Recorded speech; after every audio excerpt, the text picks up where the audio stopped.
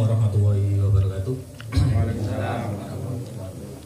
Saya ucapkan banyak terima kasih atas kehadiran teman-teman anggota Lawang Cakra Polsek yang saya hormati Bapak Ketua, Bapak Pengurus, dan anggota seluruh anggota. Yang pasti untuk acara pada hari ini adalah paguyuban rutinan yang sudah vakum kurang lebihnya hampir 3 bulanan lebih kalau nggak salah. 4 bulan. Nah ini kita awali lagi. Mudah-mudahan nanti setiap pertemuan rutin kita di tiap bulan ini bisa berjalan dengan lancar. Yang tidak lupa juga saya ucapkan banyak terima kasih kepada Bapak Amin yang telah menyediakan tempat dan waktunya. Sebelum kita mulai acara pagi hari ini, mari kita awali dengan bacaan Al-Fatihah. Mudah-mudahan apa yang kita jalin hari ini berjalan dengan lancar. Amin. Al-Fatihah.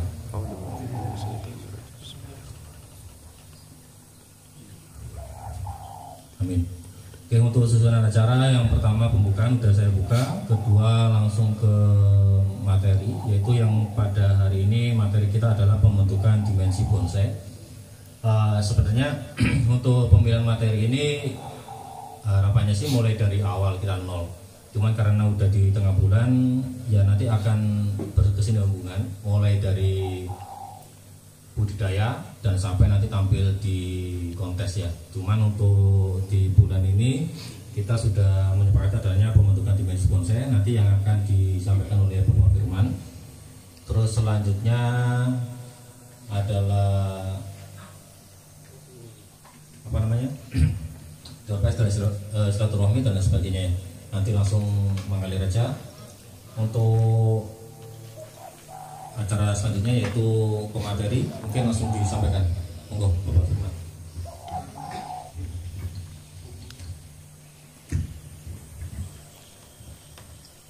Terima kasih atas waktunya.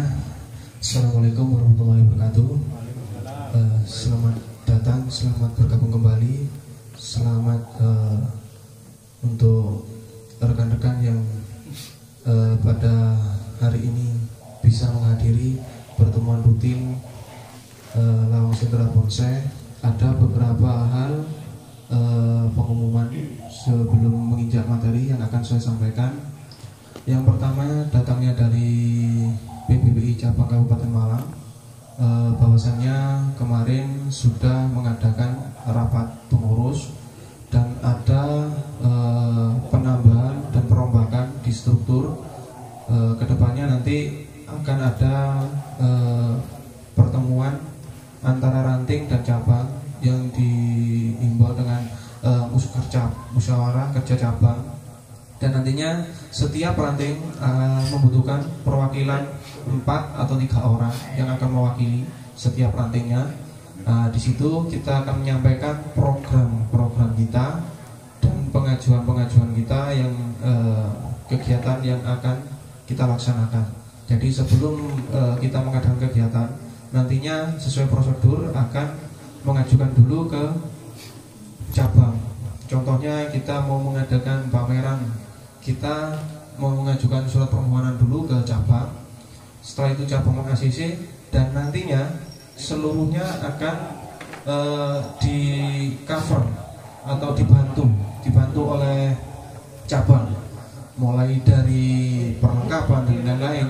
Tapi untuk kepanitiaan tetap ranting yang menghandle. Cuman dalam hal birokrasi dan yang lain-lain akan dibantu oleh cabang. Terus untuk ketentuan sertifikat dan yang lain-lain yang menentukan adalah cabang. Terus pengumuman yang kedua, bahwasannya nanti tanggal 5 November akan diadakan Mukernas, musyawarah kerja nasional yang akan dilaksanakan di Jakarta, dan PBBI Cabang Kabupaten mengirimkan 2 perwakilannya dari pengurus. Apabila dari rekan-rekan ada beberapa yang istilahnya kurang paham atau kurang sependapat dengan peraturan yang ada di PBBI, silakan disampaikan di ketua ranting masing-masing. nantinya akan disampaikan ke cabang, dan cabang akan membawa informasi ini ke Mukernas. Jadi harapannya apa yang ada di ranting atau cabang, istilahnya kalau bapak-bapak atau rekan-rekan kurang sependapat atau ada usul, ada ide, silakan disampaikan. Jadi ini momen yang tepat sekali bahwasanya kita mengutarakan pendapat kita tentang organisasinya. Jadi itu informasi yang bisa saya sampaikan sebelum menginjak ke materi. Mungkin ada yang ditanyakan dulu perihal pengumuman yang saya sampaikan tadi. Kalau nggak ada, langsung saja ke materi pokoknya. Jadi perlu saya sampaikan bahwasanya di sini kita akan mengulas yang ada di buku PBBI karangan Bapak Rudi Najwan. Beliau maestronya PBBI, salah satu maestronya PBBI. Di sini ada materi bonsai mulai dari nol. Dalam arti nol ini mulai pembibitan, pemupukan sampai bonsai menjadi kontes. Jadi nanti akan kita ulas setiap pertemuan, akan kita buatkan kurikulumnya untuk pembahasan ini. Jadi harapan saya seluruh anggota Lawang Sentra Bonsai khususnya bisa mengetahui teorinya. Jadi nggak hanya prakteknya, teori juga perlu kita ketahui. Biar kita terjun di dunia bonsai itu nggak setengah-setengah istilahnya. Kalau hanya tahu bonsai itu bagus tapi teorinya nggak tahu, filosofi itu apa, gerak dasar itu apa. Jadi kita sisi positifnya di sini, kita berorganisasi itu benar-benar ada. Oke, kita beranjak ke materinya dulu. Di sini yang kita bahas adalah materi dimensi. Ada yang tahu dulu dimensi itu apa? Mungkin Mas Rofin ada yang tahu tentang teori dimensi. Jadi di seni bonsai itu ada filosofi, ada dimensi. Di dimensi ini pengertiannya sangat luas sekali. Dimensi itu adalah bentuk 3 dimensi, dimensi ruang. Jadi dimensi ada dimensi waktu. Dimensi waktu itu yang menentukan itu berapa lama proses bonsai ini sampai menjadikan karakter tuanya. Untuk dimensi waktu ini terkadang kita kalau bonsai yang di ground dengan bonsai yang di pot itu sangat berbeda jauh sekali. Karakter tua itu sangat berbeda. Kalau di bonsai di ground itu otomatis kulit-kulit kambiumnya itu halus karena pertumbuhannya cepat, pembesarannya juga cepat. Tapi kalau di pot karena nutrisi yang terbatas, otomatis keraknya itu lebih terlihat. Nah, itulah yang dinamakan dimensi waktu. Sedangkan dimensi ruang itu tatanan dari ranting-ranting, dimulai dari percabangan dulu, dari cabang menuju anak cabang ke ranting, anak ranting. Itu penataannya, pengisiannya itu yang dinamakan dimensi ruang. Mungkin kalau kita berbicara di dimensi, kalau nggak ada barangnya mungkin agak bingung mungkin bapak-bapaknya. Jadi untuk dimensi ini prosesnya dari remaja. Jadi bonsai itu ada tahapannya nih. Kalau dongkelan itu dianggap bayi atau anak-anak istilahnya, baru nanam. Nah, dianggap bonsai prospek itu apa? Karena dari remaja ini sudah mulai tampak bahwasannya masa depannya ini cerah. Contohnya kalau kita manusia aja, istilahnya anak ini sudah remaja, sudah kreatif, sudah pinter, istilahnya nilai itu bagus semua. Otomatis sebagai orang tua kita pandangannya, anak ini kedepannya mungkin bisa menjadi orang yang sukses. Nah, itulah yang kita anggap sebagai prospek. Dalam ini, jadi prospek itu adalah tahapan, kelas di tahapan. Jadi tahapannya remaja, bayi, remaja, dewasa, dan tua. Untuk bonsai bayi tadi istilahnya untuk anak-anak itu mulai dari awal dari dongkelan atau bibit. Untuk remaja itu mulai ada geraknya, mulai terbentuk percabangannya, itu dianggap remaja. Setelah itu dianggap dewasa. Dianggap dewasa itu mulai ada karakter untuk bonsainya, dari percabangan menuju ke ranting itu sudah mulai tampak, itu dianggap dewasa. Dalam konteks di dewasa ini masuk di pratama dan madya, itu bonsai dewasa. Untuk bonsai tua ini tahapannya itu mulai dari cabang, ranting, anak cabang, anak ranting, dan cucu ranting itu sudah mulai matang, dianggap tua. Untuk pembentukan dimensi yang lebih baik atau sesuai teori yang ada itu dimulai dari usia remaja. Jadi dari remaja itu sudah diarahkan cabang ini mengarah kemana, geraknya ini seperti apa. Sebelum ke aliran, kita itu membentuk gerak dasarnya di usia remaja. Ada yang bonsai jadi karena geraknya kurang oke, kadang dinolkan, dimulai dari nol, itu pembentukan gerak dasar lagi. Jadi tahapan-tahapan itu mulai remaja, mulai bayi, remaja, dewasa, dan tua. Lah, metuwek itu didol biasanya. Cek gak metuwek didol biasanya. Mungkin ada yang ditanyakan sebelum kita bahas lebih dalam lagi, monggo. Terus terang ya, kita di sini belajar bersama. Karena saya sendiri juga belajar, saya belum sekolah bonsai. Saya hanya bermodal membaca dan bertanya kepada senior-senior. Jadi mungkin di sini ada bapak-bapak yang lebih tahu, lebih paham tentang dimensi. Ayo kita sharing bareng. Modal saya cuma ini, dan pengetahuan yang saya punya juga sangat minim sekali. Monggo, mungkin ada pendapat lain tentang dimensi, Mas Novin? Pak As, monggo Mas. Dilanjut lebih detail buku. Pak Heri, mungkin ada tambahan tentang dimensi. Jadi dimensi menurut jenengan itu seperti apa gambarannya? Oh, Pak As. Oh, dewi. Udah terombolan. Oh, jadi buku ini tidak boleh, Ono akeh 30.000. Jadi bonsai ini penerbitnya dari PBBI langsung ya. Ini saya belinya itu 2016 atau 17 yang lalu, 2017 tahun yang lalu. Saya waktu itu penasaran dengan teori bonsai, jadi saya belum terjun ke organisasi, tapi saya penasaran. Jadi yang saya pelajari hanya ini waktu itu. Kalau nggak ada pertanyaan, saya bacakan. Silakan. Saya bacakan ya, biar enak. Jadi dimensi itu dibagi ada beberapa. Yang pertama dimensi bentuk. Dengan dimensi bentuk ini bentuk anatomi, komposisi, bentuk ruang, bentuk aksesoris, bentuk kesatuan. Jadi bentuk anatomi ini mulai dari batang, cabang, ranting, anak ranting, itu bentuk anatomi.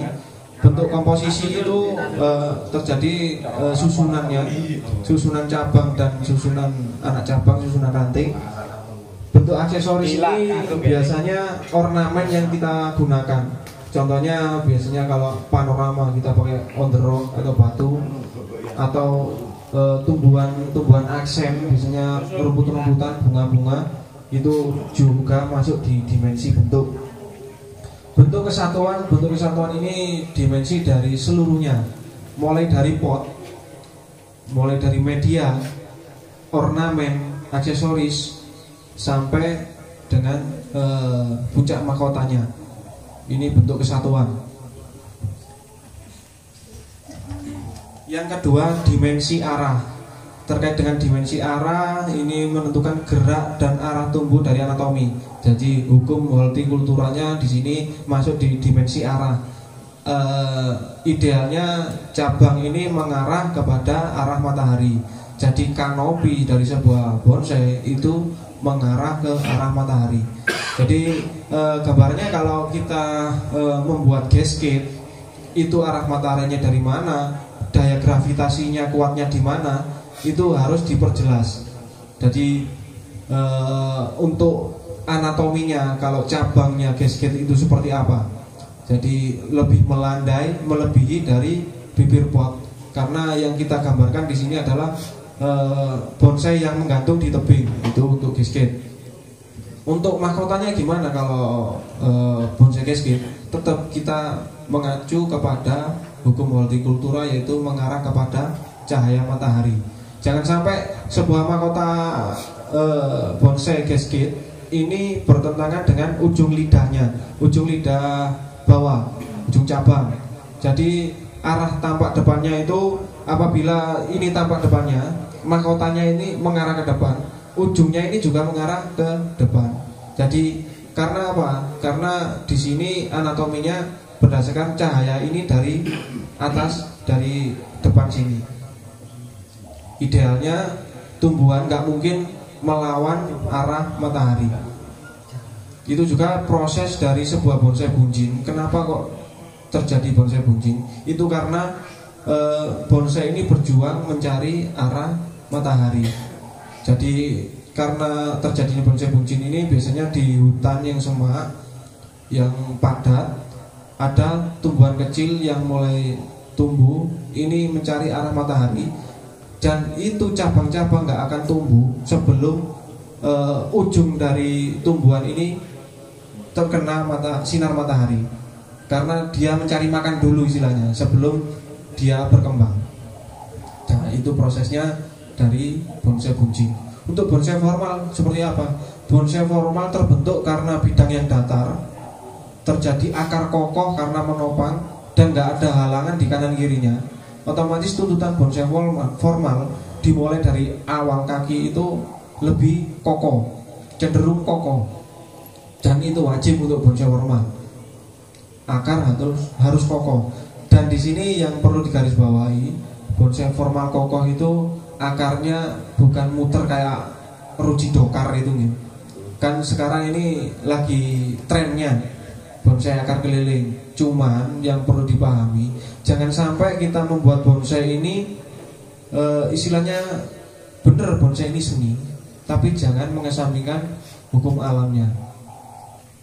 Memang bagus terlihat muter, cuma idealnya yang ada di alam naturalisnya itu bonsai hanya mewakili akar-akar cukup 3, 4, bahkan 2, cuman harus terlihat kokoh, itu sudah cukup, gak harus muter.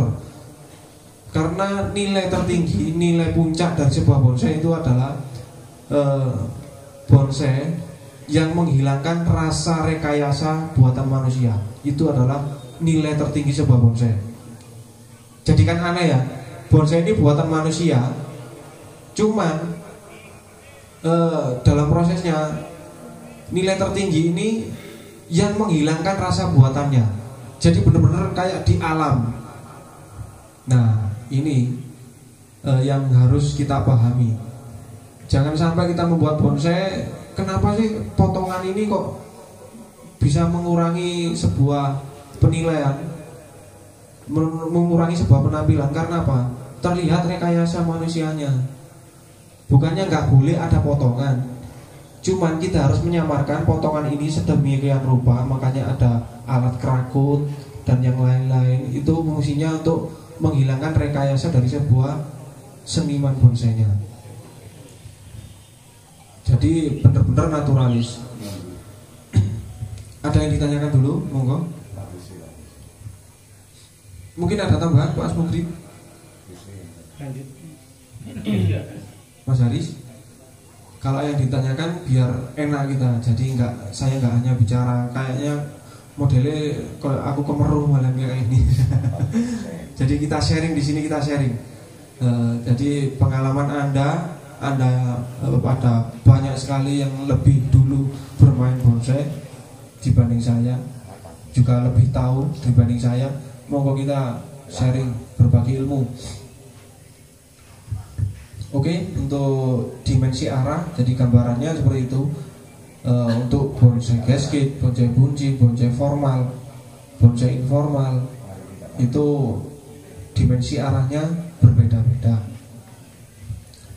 Untuk dimensi waktu, terkait dimensi waktu ini adalah jarak antara awal pemrograman sampai bonsai disiapkan tampil.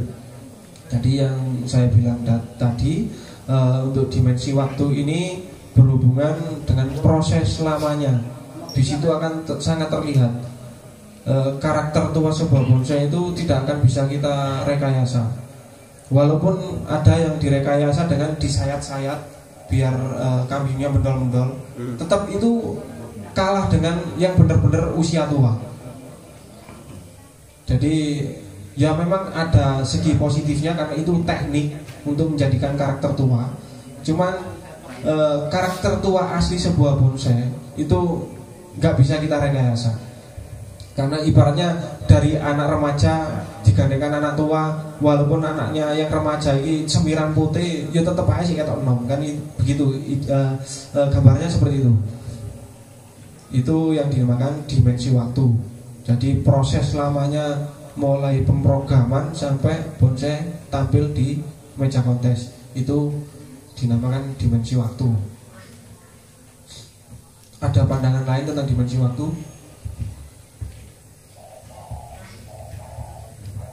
Oke, lanjut di dimensi hayal. Nah, ini dimensi hayal. Kenapa kok dinamakan dimensi hayal?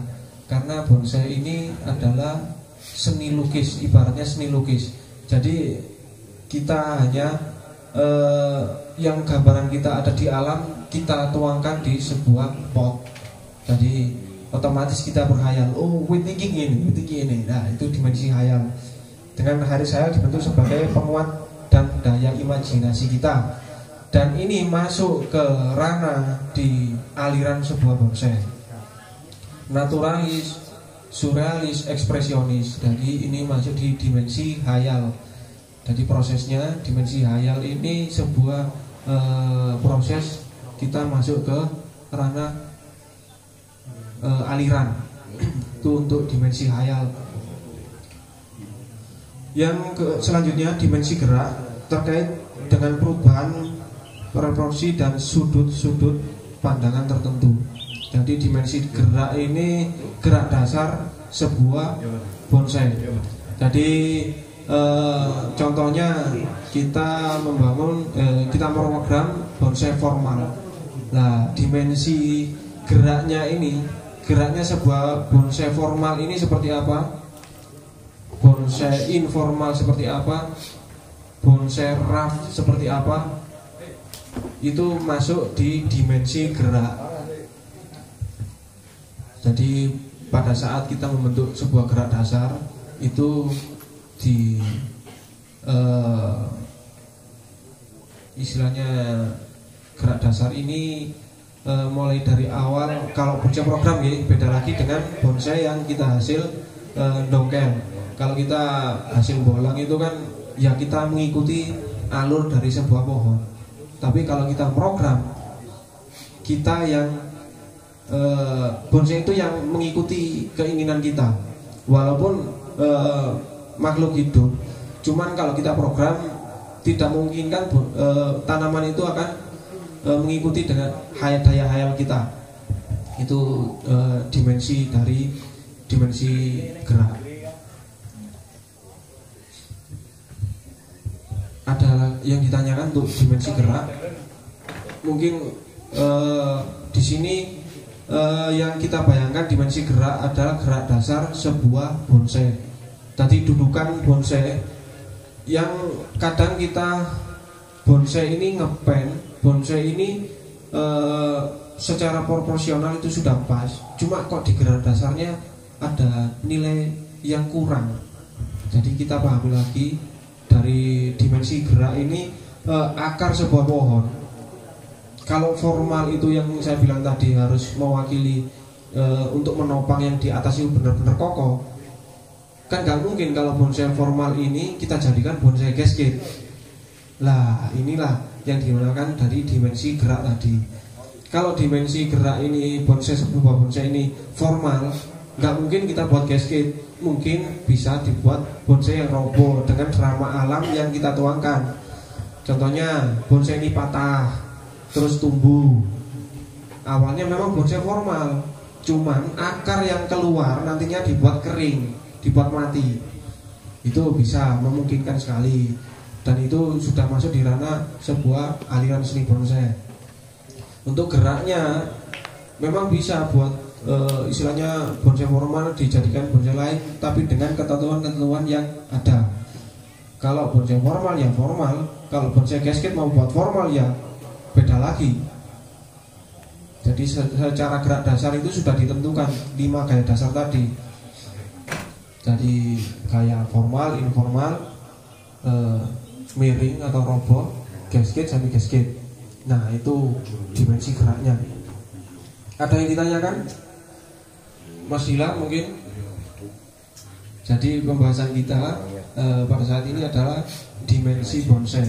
Nah, di dimensi bonsai ini ada banyak poin.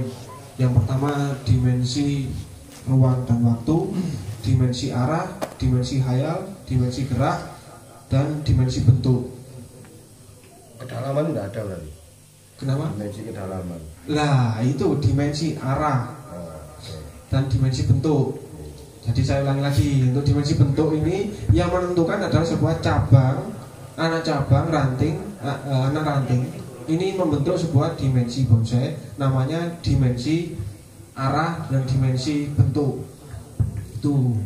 Terus untuk dimensi waktu itu yang menentukan karakter tua sebuah bonsai. Ada lagi yang ditanyakan, monggo? Kita saling sharing aja, sharing. Mungkin ada pendapat lain tentang dimensi. Monggo. Ya, berarti bentuk aku tuh yang sekarang kan banyak yang beredar itu kan dimensi kedalaman itu kan tidak ada sebetulnya. Ke arah sama bentuk tadi. Iya, dimensi itu terjadi karena sebuah ruang kosong sebetulnya. Jadi pandangan kita dari depan bisa melihat percabangan yang ada di belakangnya, itu yang membentuk sebuah dimensi. Jadi dimensi bentuk tadi, dimensi bentuk dan dimensi arah. Dimensi arah ini mengacu kepada sebuah mahkota ini mengarah kepada sinar matahari. Jadi dalam satu bonsai ada beberapa mahkota tetap satu arah, jadi nggak berlawanan. Moga Pak, mungkin ditanyakan. Saya juga biasa seneng seni bonsai, sudah lama ya. Itu loh, waktu kita di grounding ya, itu kan batang itu menjadi muda. Solusi untuk bisa kelihatan tua gitu, bagaimana? Gitu loh. Yang saya bilang tadi untuk dimensi waktu, ini masuk tentang dimensi waktu gitu. Di dimensi waktu, karakter tua sebuah pohon itu ditentukan dengan waktunya. Cuman ada tekniknya untuk melihat karakter ini sudah menjadi tua. Satu, biasanya anting putri atau jenis ficus atau sancang ini yang bisa kita buat untuk menjadikan karakter tuanya bisa lebih terlihat. Itu dengan cara disayap. Disayap. Nah, cuman sayapannya ini harus searah. Dalam arti searah ini jalur kambiumnya kemana? Jangan sampai pohon ini lurus ya, lurus. Kita buat miring-miring seperti ini. Otomatis jalur kambium ini akan terputus dan itu menghambat pertumbuhan sebuah bonsai. Bahkan bisa terjadi mati ranting. Nah, ini hanya bonsai-bonsai tertentu Pak. Kalau cemara, apalagi cemara nggak bisa kita buat seperti itu. Cuman karakter cemara sendiri sudah terlihat bagus. Kayak boksus, cemara, asem itu sudah memang jenisnya, karakter tuanya sudah sangat bagus sekali. Cuman kayak sancang, terus jenis ficus itu jenis anting putri, ini bisa kita manipulasi. Ada tekniknya tadi disayap, tapi harus searah dengan jalur kambiumnya Pak. Kalau kita melawan jalur kambiumnya, satu, secara penampilan terlihat tidak masuk akal. Pohon ini kencang kok kambiumnya bisa munyer-munyer gini. Jadi kesan naturalnya nggak ada. Terus yang saya bilang tadi, bonsai itu harus menghilangkan rasa rekayasa dari buatan manusianya. Terus Pak, ada jenis bonsai yang nggak bisa kita buat teknik itu. Contohnya serut. Serut kalau kita lukai kambiumnya, sampai kapanpun nggak bisa akan tertutup. Lukanya itu tetap. Itu jenis serut. Nah, kalau jenis serut, ya makanya biasanya itu yang bagus itu dari proses dari akar. Akar serut, karena serut ini istilahnya pohonnya fleksibel. Akarnya bisa, batangnya bisa. Yang bagus itu akarnya. Ditanam terbalik pun bisa. Karena kalau akar itu karakter tuanya merangkal-merangkal Pak. Berintis-berintisnya itu kalau sudah kita balik menjadi putih, itu bagus sekali karakter tuanya. Beda dengan kita membuat bonsai serut dari cabang. Kalau cabang ranting kita tanam memang bisa, cuma membuat karakter tuanya yang kurang. Karena hanya polos. Sedangkan karakter tua itu terbentuk karena kerak dari sebuah pohon. Mungkin seperti itu Pak. Kalau saya punya pendapat lain mungkin. Monggo. Tapi bukan apa istilahnya mengecilkan pendapatnya Mas Nanda. Kalau saya punya berpendapat lain itu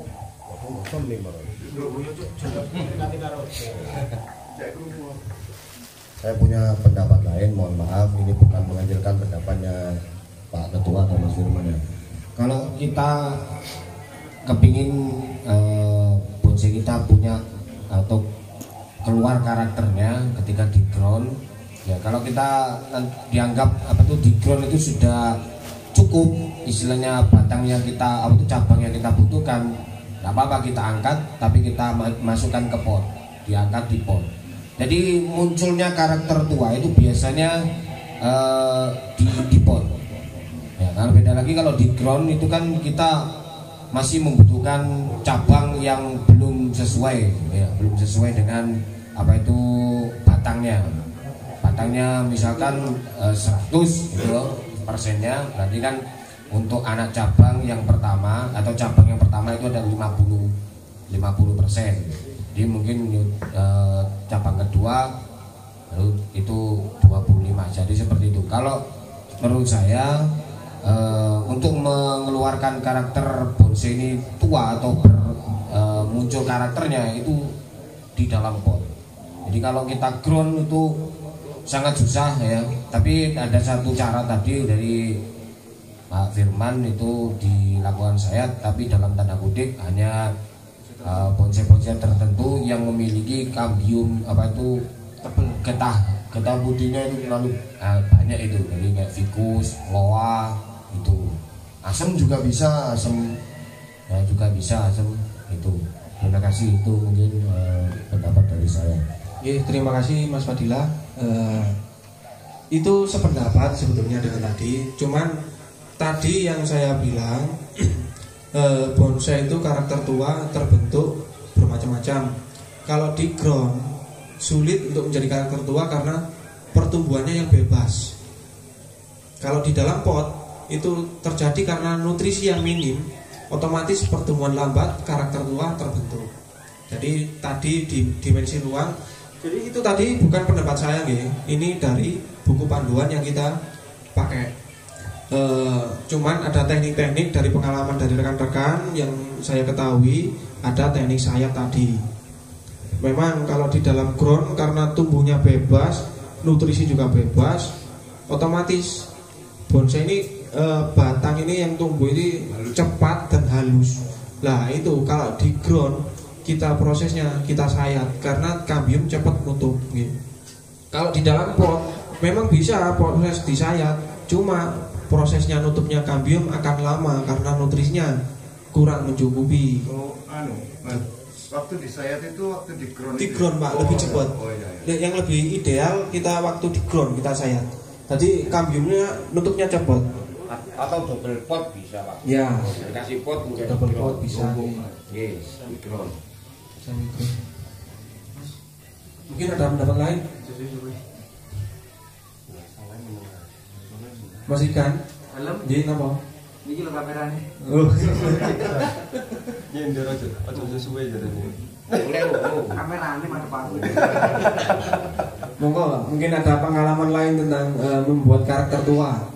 Jadi jangan salah perspektif nih. Dalam hal teknik sayat ini hanya bonsai tertentu. Jangan sampai serut di sayat-sayat. Karena nggak akan nutup kambiumnya sampai kapanpun. Sampai tuwek, sampai payu mungkin ya macet ngomong.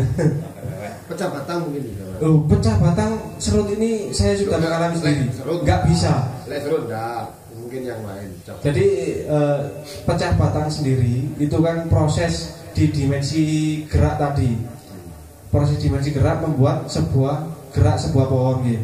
Nah, itu dimulai ada yang teknik pecah batang. Betul sekali. Teknik pecah batang ini juga hanya bonsai tertentu. Jangan semua dipukul rata kita pecah batang. Karena serut kalau dipecah batang sampai kapanpun ya kayak katanya casting kan udah. Jadi nggak bisa. Karena batangnya karakternya nggak bisa nutup kambiumnya.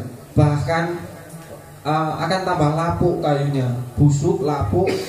Nanti dimasuki nonol. Lama-kelamaan cabang-cabang ini mulai layu-layu mati rantai. Itu pengalaman saya di serut. Nggak bisa dibuat pecah batang. Idealnya kalau pecah batang itu jenis ficus yang sangat bagus sekali. Lainnya mungkin sanjang bisa. Karena pertumbuhan yang cepat, kambium cepat tutup. Waru, jenis hibiscus semua itu sangat cepat. Ficus, hibiscus itu cepat. Prena, jadi teknik pecah batang sendiri juga ada beberapa macam gitu. Ada yang sebelum dicangkok itu sudah dipecah, juga ada. Ada yang ditanam, dikeluarkan akar dulu, terus dipecah juga bisa.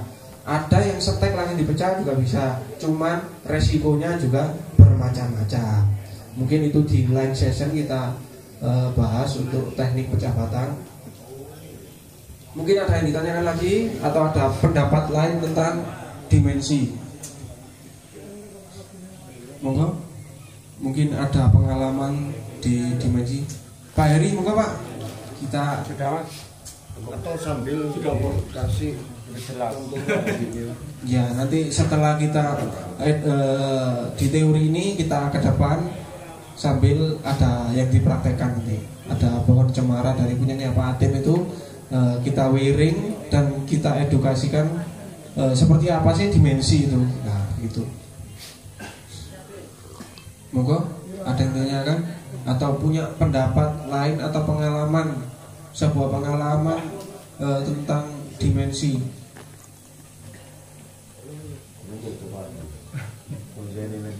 Terkadang kita salah persepsi di dimensi gitu. Kadang orang berpendapat dimensi itu adalah ukuran sebuah bonsai. Memang itu masuk di dimensi gerak tadi. Dimensi gerak ini menentukan bonsai ini buat mami, small, large. Ini di waktu di dimensi gerak. Karena kita menentukan ukuran dan sebuah gerak dari sebuah bonsai. Ada ditanyakan, monggo kita sharing aja. Kalau saya yang saya tahu dimensi itu adalah sudut pandang, Mas. Betul. Nah, sudut pandang. Jadi kalau bonsai itu yang mengenai itu 4 dimensi, dari 4 sudut pandang itu mengenai. Betul Pak. Gih. Sangat betul sekali. Jadi dimensi dalam tanda besarnya tadi yang dimensi tampilan gitu. Dari keseluruhan mulai pot, ornamen. Kadang kita penaruhan ornamen ini batu ini ditaruh di depan. Cuma terlihat di sana ini menutupi. Nah, ini masuk di dimensi tadi, di dimensi keseluruhan tadi. Jadi memasang ornamen sendiri juga harus kita mempertimbangkan sebuah dimensi ruangnya. Kalau ini terlihat tampak jauh, otomatis ornamen ini juga harus terlihat kecil. Jangan sampai kita naruh waktu ini potnya, ini pohonnya, kita taruh besar seperti ini. Ini akan mengurangi dari nilai dimensi juga. Terus tadi yang dibilang Bapak dari tatanan 4 dimensi, itu betul sekali. Dimensi terbentuk karena adanya ruang kosong. Istilahnya cabang pertama, cabang kedua, cabang ketiga. Nah, backnya ini harus tampak dari depan itu seperti apa? Dari tatanan ini 1, 2 ini kosong, ini melihatkan yang ada di belakangnya. Itu yang terbentuk sebuah dimensi. Dimensi ruang. Jadi penjabaran dimensi itu sangat luas sekali. LSP semakin Yang kita tahu hanya dimensi 3 dimensi LSP tadi. semakin mantap. Padahal ada dimensi bentuk, dimensi waktu, Iki dimensi diomai, Pak hayal. Amin. Dimensi hayal ini yang masuk ke ranah sebuah aliran. Masuk di dimensi bentuk, Pak. Dimensi bentuk. Jadi dimensi bentuk ini anatomi, komposisi, bentuk ruang, aksesoris dan kesatuan seluruhnya. Itu dimensi bentuk.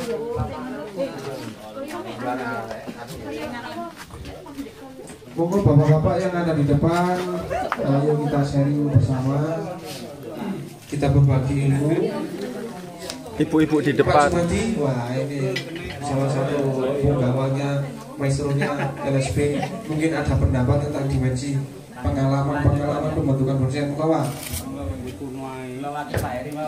Oh, diwakili Pak Heri, muka Pak Heri. Pak Heri sing biasa nggih, Pak. Kita berbagi pengalaman aja Pak Heri, muka Pak. Pak Heri. Pak Heri apa Pak Heri?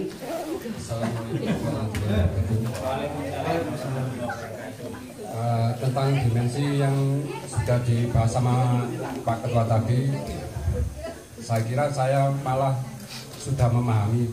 Istilahnya setelah adanya pertemuan ini, justru saya bahkan lebih banyak mengetahui tentang dimensi setelah pembicaraan ini. Dulunya saya kira dimensi hanya bentuk dimensi sebuah ruang. Katanya tadi dari Bapak tadi 4 dimensi, ternyata ya sudah saya sedikit-sedikit memahami, karena gak mungkin kita langsung menerima terlalu banyak ya, mungkin sedikit-sedikit. Ya saya kira mungkin perlunya pertemuan memang perlunya kayak gini. Jadi step by step kita bicarakan mulai dari awal sampai nanti ke dari akar sampai ke mahkota. Tentunya saya memang sudah lama di bonsaian, tapi semuanya saya anggap karya saya itu yang bodoh itu salah. Ternyata baru-baru ini saya sudah memahami, oh ternyata gini tahapan-tahapan begini, terutama masalah dimensi tadi justru akan menambah pengalaman dari kita semua. Saya kira cukup sini, istilahnya kepinginnya nanti ada lagi masalah penyangkokan kapan, terus masalah lebih diperdalam lagi, karena ada cara-cara teknik penyangkokan itu bermacam-macam cara ada. Saya pernah mencoba gini, ternyata hampir 90% saya berhasil. Nanti mungkin tahapan pertemuan kapan lagi kita membahas tentang cangkokan. Karena kalau kita bahas cangkokan ya istilahnya begini nyangkok. Ternyata ada tekniknya lagi yang lebih bagus dan itu pun sudah menjadi akar Indonesia bisa. Dan saya buktikan, saya berbagi pengalaman Cemara, Serut, bahkan Serut saya pernah ada dan buktinya sekarang masih ada, pecah kulit saya lebar gini dan semuanya keliling bisa jadi. Dari cangkoknya Pak. Dari cangkoknya. Nah itu pun jangan sepelekan masalah cangkok. Kita kan mengenalnya kan cangkok ini ngono ya. Tapi ada yang bisa lebih bagus lagi ada. Dan sudah ada, nanti kapan-kapan kalau kita membahas tentang cangkokan, tentang apa, nanti saya bawakan bahwa ada buktinya akar waktu saya menyangkok sudah keliling semua. Mantap. Ya, tapi nanti jika tahap pertemuan lagi, nanti mungkin kapan lagi nanti. Ya sekarang ini kan masih bahas tentang dimensi. Itu harus cukup matangkan sampai akhir. Biar kita semua juga mengetahui mulai awal lah, kita belajar mulai awal lah istilahnya. Karena tidak ada salahnya kita, meskipun kita sudah lama di bonsai, buktinya saya banyak kesalahan yang Benar Pak. Saya lakukan waktu pembonsaian, terutama tentang perantingan, tentang apa itu banyak kesalahan, saya itu banyak kesalahan. Dengan adanya pertemuan ini, alhamdulillah lah kita sedikit demi sedikit sudah mengerti. Ya meskipun kita memang kita belum punya bahan yang maksimal, memang kita memang belum punya bahan. Dikarenakan kita masih tahapan terbentuknya sebuah komunitas ini hanya mungkin masih beberapa tahun.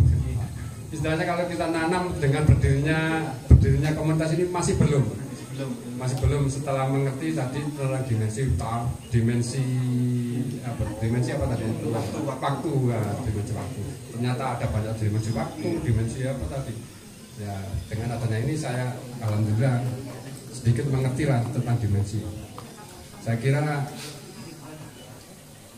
cukup sekian dari saya. Mohon maaf, terima kasih. Terima kasih pengalamannya Pak Heri.